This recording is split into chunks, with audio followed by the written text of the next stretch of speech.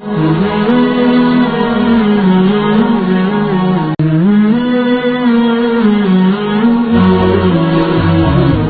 membangun bangsa, tasawuf itu penting.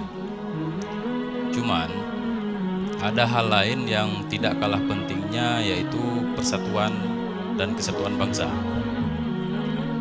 Yang terjadi sekarang adalah sebagaimana yang di Aceh, yang mungkin anak payah tersebut contohnya, perbedaan pendapat yang terjadi di dalam tasawuf itu bisa merusak persatuan dan kesatuan bangsa.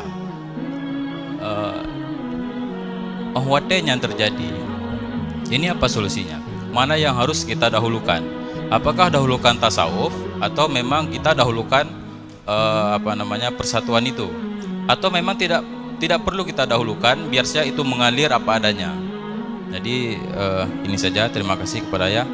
Assalamualaikum warahmatullahi wabarakatuh. Saya lihat dua sisi pertanyaannya tentang konsep tasawuf sendiri dan bagaimana menjalani tasawuf dalam kondisi terjadi perbedaan pendapat.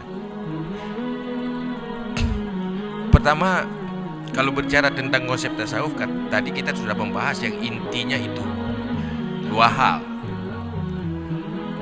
Di situ kita bisa menggambarkan kenapa mesti kita bertentangan. Cuman terjadi pertentangan ini salah satu penyebabnya di saat kita tukang komentar, bukan tukang kaji. Komentar aja, asal komentar. Yang nggak punya kapasitas juga komentar. Ini yang persoalannya. Maunya yang komentar tentang sebuah persoalan adalah para ahlinya. Kita terjebak dalam sebuah situasi, semuanya sok pandai, ingin komentar apa yang didengarnya menurut pikirannya, berani aja, nggak malu. Ini akibat gagal moral sebenarnya, gagal akhlak sebenarnya, pencerminan dari gagal akhlak. Jadi persoalan itu kalau berbicara tentang konsep itu gampang. Berbicara dalam sebuah kondisi kekinian itu sebenarnya akibat daripada konsep tidak terimplementasi dalam kehidupan, dalam perilaku. Maka terjadilah sebuah situasi. Jadi situasi kacau balau sekarang ini sebenarnya karena gagal mengimplementasikan konsep dalam kehidupan.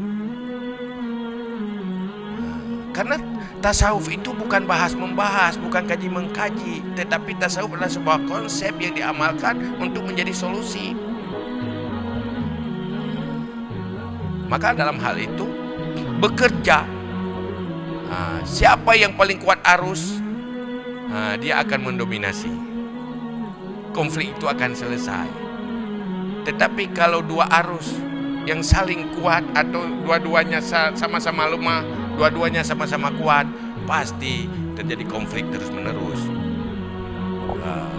Maka perkuat arus. Mana yang lebih baik? Perkuat arus itu, dia akan mendominasi dan dia akan mewarnai.